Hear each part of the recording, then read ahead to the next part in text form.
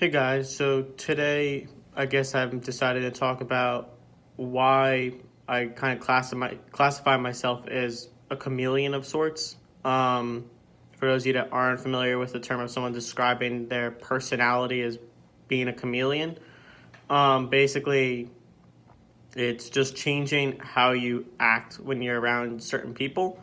Um, I do think this is probably something everyone does to some extent. You have different definitions of yourself depending on what your environment is. For example, yourself when you're around your friends is different than yourself would be around people when you're at work.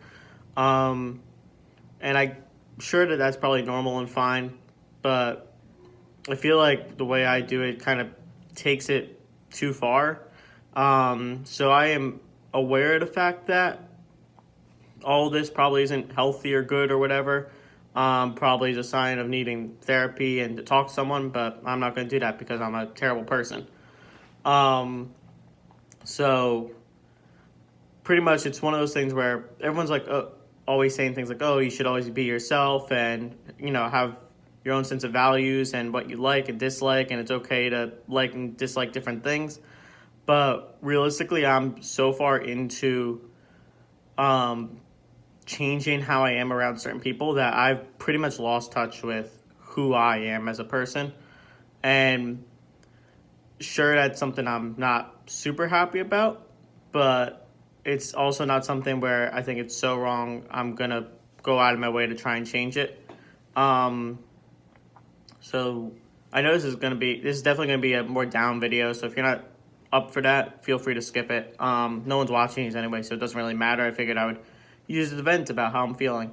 So basically, the negative side of this whole like being a chameleon thing is that I adjust my preferences for whoever I'm with at a given time or in general. If I'm with someone, for example, like in a relationship for longer periods of time, I'll adjust what my preferences are based on that person. For example, my first girlfriend was very into reading and musicals and plays and things like that. So, freshman year of high school, I started reading all the books I can get my hands on. After I never really read much before that, I started reading every book I can get my hands on. I joined our school's musical program and became very involved with that.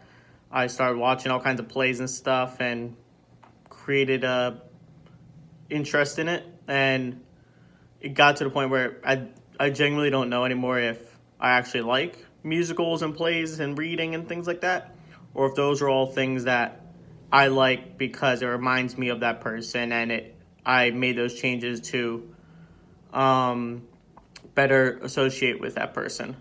So it's even after we broke up and stuff, I still was so deeply ingrained with our high school theater program that I became a foundational piece in that program on the crew side of things, and still am very involved with them and all that kind of stuff. So that's kind of an example of, I guess, I guess that's the negative side of it. Just things like that where I don't know if that's part of who I am now. Like she opened my eyes to a new interest and it's a genuine interest of mine, or if it's just I consider that something I like now because I know it's something that she likes and that other girls also usually like. A lot of times it's a common thing for girls to like plays and musicals and Disney and all that kind of stuff. Um, so it's something I just kind of picked up on.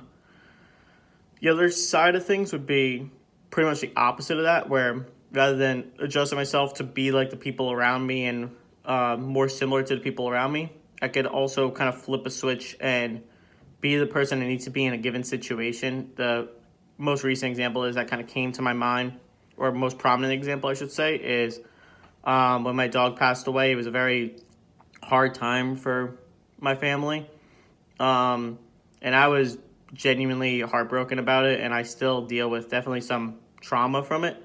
But rather than handling any of that trauma like a normal person or crying or any of that, I kind of flipped the switch where I became the person that helped figure things out and took care of my family when they were dealing with their own emotions rather than dealing with my own emotions.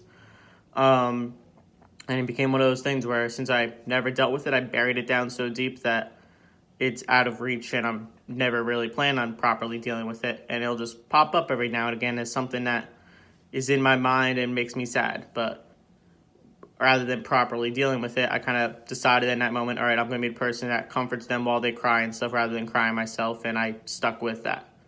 So again, not a super positive. I recognize these aren't positive things, but I also really do believe that when people say be yourself, they're full of it. I don't think anyone actually. I think if someone was fully themselves, there are very few people that would associate with that person. And sure, yeah, maybe if you're yourself, you find that right person that just happens to fit with you. I think realistically, everyone changes for who they need to be in given situations or who they want to be in given situations. Um, but yeah, that's pretty much all I wanted to get off my chest. I wanted this to be a shorter video anyway, so I'll wrap it up here. Sorry, it was kind of a downer. Just wasn't in the mood to talk about something fun today, I guess. But anyway, I'll close things out and I'll see you all tomorrow. Thanks for listening.